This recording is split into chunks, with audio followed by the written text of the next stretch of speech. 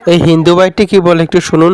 ভিডিওটা ভালো লাগলে অবশ্যই শেয়ার করবেন। ইসলাম আর হিন্দু 100 জন খ্রিস্টানকে যদি একই প্রশ্ন করে তোদের ভগবানকে, একবারই বলবে আমাদের ভগবান ঈসা মসীহ, যিশু খ্রাইস্ট। মুসলমানকে জিজ্ঞাসা করবে 3 থেকে 5 মানে মৃত্যুর আগে পর্যন্ত, যাকে এই তোদের ভগবানকে, একই উত্তর দেবে, ভাই আমাদের ভগবান হলো আল্লাহ। হিন্দুদেরকে যদি একই প্রশ্ন করা হয়, ভাই তোদের ভগবানকে, কনফিউজ। 100% হিন্দু 100% কনফিউজ, জানে না ভগবানকে। দ্বিতীয়ত, যদি তুই মুসলমানকে জিজ্ঞাসা হয় তোরা মসজিদে কেন যাচ্ছিস, ওদের শেখানো হয় মসজিদে যেতে হবে নামাজ আদায় করার জন্য। সপ্তাহে ওরা 100% একদিন মসজিদে যাবেই।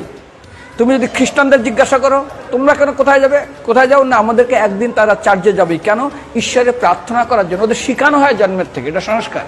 আর হিন্দুদের যদি জিজ্ঞাসা করে তোমরা মন্দিরে কেন যাচ্ছ, হ্যাঁ আমার ছেলের বিয়ে হচ্ছে না, আমার মেয়ের বাচ্চা হচ্ছে না, আমার বাবা হসপিটালে আছে, কালকের আমার মামলার ডেট আছে, আমার ব্যবসা খুব খারাপ, আমার শরীর খুব খারাপ। 99.99 হিন্দু জানে না